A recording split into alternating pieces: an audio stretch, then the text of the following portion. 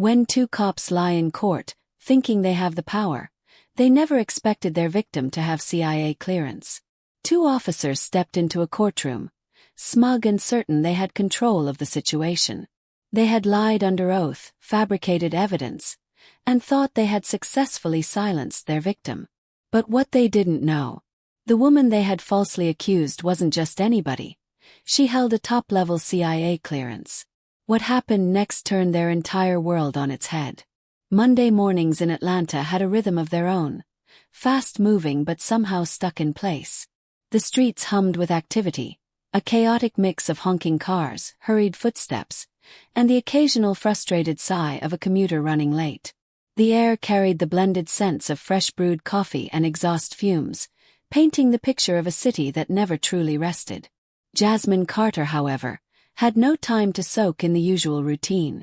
She stepped out of her sleek black sedan with the kind of confidence that turned heads.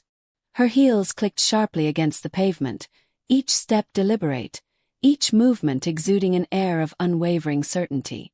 She wasn't just walking, she was commanding the space around her. No hesitation, no second-guessing. A woman on a mission.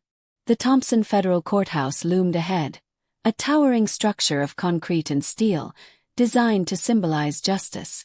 But Jasmine knew better. Justice didn't live in places like this. It merely made brief, fleeting visits, often in chains. She adjusted the strap of her leather briefcase, the weight of it reassuring in her grip. Inside, she carried documents that had the potential to shift the balance of a high-profile federal case. Papers so valuable, so damning, that people in high places would do anything to keep them buried. But it wasn't just the briefcase that held weight. In her other hand, she carried a simple folder. Unremarkable at first glance, but its contents, worth more than the lives of the men who were about to make the biggest mistake of their careers. She was just steps from the courthouse entrance when it happened. "Hey! Hands up!"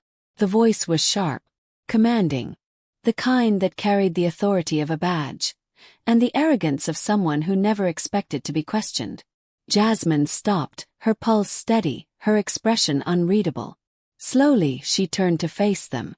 Two officers, hands hovering just a little too close to their holsters. Sergeant Rick Daly, Officer Connor Brooks. She didn't need their name tags to know who they were. She had met their kind before. Different faces, same playbook. Daly stepped forward, chest puffed, making sure she saw the badge pinned to his uniform like it meant something. "Ma'am, put the bag down and step back." The words were calm, but his stance was anything but. Jasmine tilted her head slightly, a flicker of amusement dancing in her dark eyes. Oh, this was about to be interesting. "Excuse me." Her voice was smooth, controlled. "What seems to be the issue?" Brooks was already scanning her up and down, his gaze flickering to her briefcase as if expecting it to detonate at any second. Because, of course, a black woman in a suit carrying a folder. Clearly a national security threat. "You match the description of a suspect involved in fraudulent government activity," Brooks stated. His voice firm but his eyes uncertain. Jasmine let the words settle for a moment. Then she exhaled a slow, humorless laugh. "Fraudulent government activity," she repeated, tasting the ridiculousness of it. "Let me guess. Black woman, nice suit, carrying official-looking documents. Yeah, I hear that's real dangerous these days." Daly's jaw twitched. "Just cooperate, ma'am." There it was. A tone. Not a request. Demand. Jasmine's gaze flickered toward the courthouse doors. She was moments away from stepping inside to lead a hearing that could change everything. Instead, she was out here being treated like a criminal, simply for existing in the wrong skin. "I work here," she said evenly, not moving. Daly didn't blink. Didn't ask a follow-up question. Didn't care. Because when black people explain themselves to cops, it never actually mattered. Daly reached for his cuffs. "You resist, it's obstruction," Brooks added, his voice carrying that casual, practiced authority of someone who had said it 100 times before. Jasmine almost smiled. "Obstruction. That's cute." Her voice was light, almost amused. And what exactly am I obstructing? The fresh air. Daly's patience snapped. The cuffs came out. Jasmine didn't flinch. Didn't fight. She simply lifted her hands and let it happen. Because she wasn't just playing their game. She was about to flip the whole board. The holding cell was dimly lit, the air thick with the scent of sweat, bleach, and injustice. Jasmine sat with her back straight, hands folded in her lap.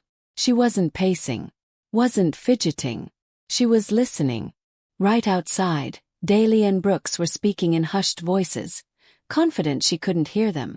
She had the documents on her, Brooks muttered. Daly exhaled sharply. We just say she tried to pass them off as real clearance files. Make it stick. Jasmine's fingers tightened around her knee. So that was their play. They weren't just arresting her. They were framing her. Forgery. Impersonating a federal officer. The irony was almost funny. Her eyes closed briefly. Not in fear. Not in anger. In exhaustion. Because she had seen this before. Seen men like Daly twist the truth, bend the law to their will, wield their power like a weapon. She's a nobody, Daly muttered. Judge will believe us. They always do. Nobody. Jasmine inhaled slowly. They had no idea who they were dealing with. And then boom. The door to the holding area slammed open. Enter Marcus Bell. Broad-shouldered. A suit so sharp it could slice through glass. A black defense attorney with a reputation so lethal it sent prosecutors running. He didn't walk into rooms. He owned them. And right now, this precinct belonged to him.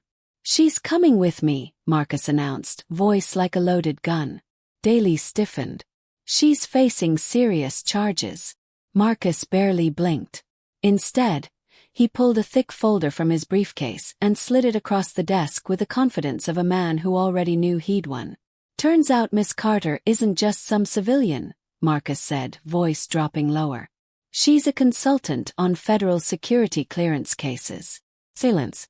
Brooks shifted uncomfortably. Daly's face went pale. And then Jasmine delivered the final blow. She reached into her blazer. Brooks flinched. Daly clenched his jaw. And out came her CIA clearance badge. The room exploded. Murmurs. A rising wave of realization crashing over them all at once. Daly's face went white. Brooks looked like the ground had just disappeared beneath him. And Jasmine just smiled. Not big. Not dramatic. Just enough.